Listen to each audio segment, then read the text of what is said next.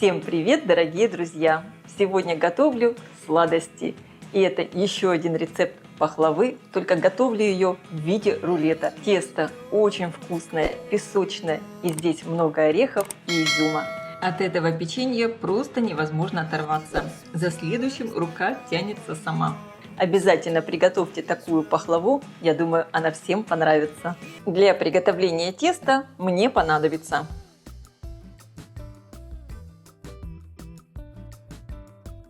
в сметану добавляю 2 желтка от средних яиц. Добавляю чайную ложку экстракта ванили, всыпаю сахар, буквально 1 столовую ложку и соль. Перемешаю. Вообще это тесто можно делать абсолютно без сахара, не сладкое. Но мне нравится добавить немного сахара, так тесто, на мой взгляд, получается вкуснее. В миску просеиваю муку и разрыхлитель для теста. На крупной терке натираю слегка подмороженное масло. Периодически перемешиваю его с мукой.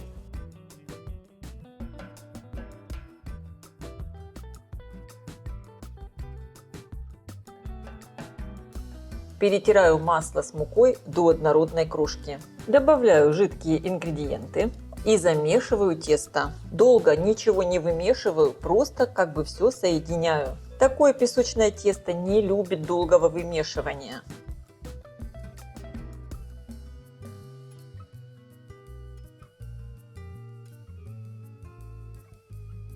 Вот такое в итоге очень нежное и мягкое тесто получается, но вместе с тем не прилипающее к рукам. Я его подкатываю вот в такую лепешку, перекладываю в пакет и отправлю в холодильник примерно минут на 15-20.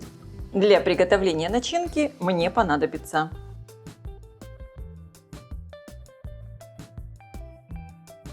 орехи измельчу в блендере. Можно их также порезать и ножом. Предварительно орехи я обсушила в духовке при температуре 160 градусов примерно 10 минут. И уже после того, как орехи остыли, измельчаю их не слишком мелко. У меня здесь есть и мелкие кусочки, и покрупнее. В чистую сухую миску выливаю белки от 3 средних яиц, добавляю щепотку соли и начинаю взбивать. Когда появилась вот такая легкая пена, постепенно в 3 приема всыпаю сахар и взбиваю все до мягких пиков. По желанию в белковую массу можно добавить любые ароматизаторы. Я буду использовать лимонную цедру, натираю ее на терке, снимаю только верхнюю желтую часть. Конечно, предварительно лимон надо хорошо помыть. Добавляю чайную ложку экстракта ванили. Если будете использовать ванильный сахар, добавляйте вместе с сахаром. И выдавлю буквально 10 мл лимонного сока. Небольшая кислинка уберет приторную сладость. Еще раз перемешиваю миксером. В полученную массу всыпаю измельченные орехи и всыпаю изюм. У меня изюм мягкий, поэтому я его не замачиваю. Если вы будете замачивать изюм, потом обязательно хорошо обсушите его бумажными полотенцами. Начинка готова. Для удобства теста я разделю на 2 части. Одну обратно отправлю в холодильник, а вторую буду раскатывать в тонкий прямоугольный пласт. Рабочую поверхность и тесто слегка присыпаю мукой и раскатываю.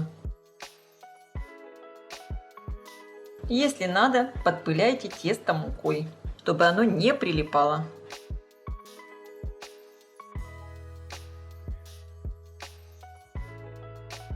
У меня получился пласт теста длиной 42 см, шириной 32 и толщина буквально пара миллиметров. Выкладываю половину начинки и разравниваю равномерным слоем, не доходя до края. Сворачиваю все в плоский рулет. Ничего не надо поджимать. Просто вот так вот легко складываю тесто. Рулет еще немного сверху прижимаю, чтобы он был плоский. Обязательно его выкладываем швом вниз. Рулет сверху я буду смазывать желтком и молоком. Хорошо разбалтываю. Можно промазать после того, как его разрезать. Можно промазать целый рулет. Мне кажется, так удобнее. И теперь я все разрезаю на отдельное печенье. Разрезаю наискосок. Размер печенья выбирайте сами, какое вам больше нравится. Все заготовки переношу на подготовленный противень. Я его выстелила пергаментной бумагой. Выкладываю печенье на расстоянии друг от друга, так как оно будет довольно сильно увеличиваться в объеме. Сверху печенье можно украсить либо грецким орехом, либо миндальными лепестками, как вам больше нравится. И первую партию печенья я отправляю выпекаться в разогретую до 180 градусов духовку примерно на 30-35 минут. Конечно, вы ориентируйтесь по своей духовке. Противень я ставлю на средний уровень, включен верх и низ. Точно так же формую второй рулет из второго куска теста. Печенье испеклось. Оно вот так красиво подрумянилось сверху. И красиво подрумянилась начинка с безе. Аромат стоит просто великолепный. Оставляю печенье остывать. И, конечно, сразу отправляю выпекаться вторую партию. Посмотрите, какая красота получается. Я желаю всем приятного просмотра и приятного аппетита. Если вам понравилось видео, ставьте лайки, пишите комментарии, подписывайтесь на мой канал Люда Изикук Позитивная кухня. Всем пока!